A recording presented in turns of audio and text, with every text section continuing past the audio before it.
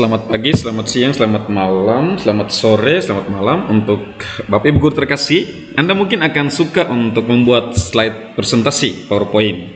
Tapi bagaimana kalau misalnya hasilnya seperti ini? Kita lihat ya. Hasilnya seperti ini.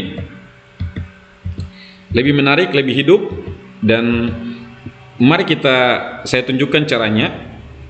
Kita menggunakan EduGraph. Nah, ini kebetulan saya sudah buat satu contoh, lalu saya mulai dengan prosesnya. Nah, ini prosesnya. Saya mulai saja dari awal ya, dari awal supaya tidak banyak atau berlama-lama dengan video ini. Pertama, seperti biasa kita klik EduGraph dan tampilannya seperti ini. Kita sapa dulu hai sama EduGraph. Kemudian kita pilih nomor 1 seperti biasa. Saya perbesar ya. Oke. Ini. Kita pilih nomor 1 infografis seperti biasa di sini nomor 1.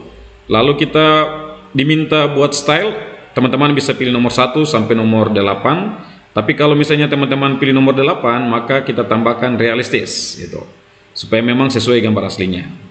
Kemudian dia akan mengarahkan kita untuk meminta kita memasukkan topik yang akan kita buat. Nah, caranya adalah begini. Bapak Ibu guru pastikan bahwa Bapak dan Ibu guru sudah memisahkan setiap subbab dari bab-bab pembelajaran. Lalu yang pertama adalah kita unggah, kita klik tambah upload file. Lalu kita cari yang kita mau buat untuk presentasi. Jadi kita klik filenya, lalu kita open. Nah, nanti dia muncul di sini.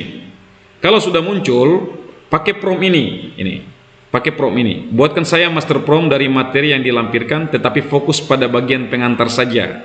Nah, kita buka buku guru. Di buku guru ini, kalau kita perhatikan, buku siswa, sorry. Di buku siswa itu kalau kita perhatikan setelah materi, submateri, ada tujuan pembelajaran, ada pengantar. Nah, ini. Jadi kita hanya ambil tema-tema kecil yang ada di dalam materi tersebut, submateri tersebut. Jadi, misalnya kita fokus pertama di bagian pengantar. Nah, jadi buatkan saya master prompt dari materi yang dilampirkan, tetapi fokus pada bagian pengantar saja ini.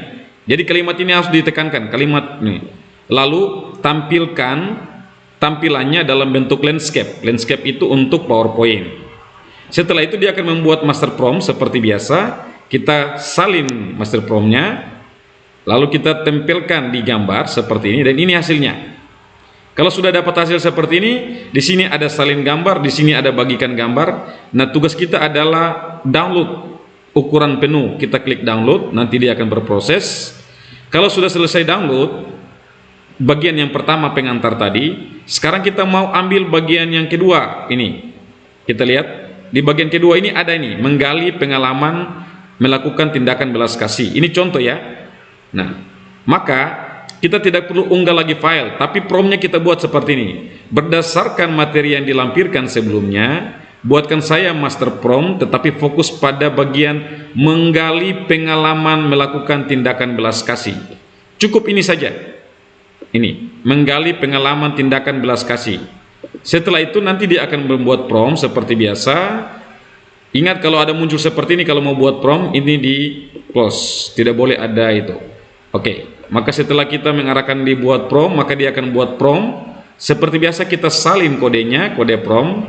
Lalu kita tempelkan dan hasil gambarnya seperti ini, kita download lagi. Nah, sekarang kita mau buat lagi presentasi berikut. Kita fokus lagi, kita lihat di buku siswa materi apa lagi. Nah, di sini ada materi menggali inspirasi. Oke, kita buat lagi, kita copy prompt yang di atas ini, prompt yang kedua. Jadi sekali lagi kita copy prompt kedua.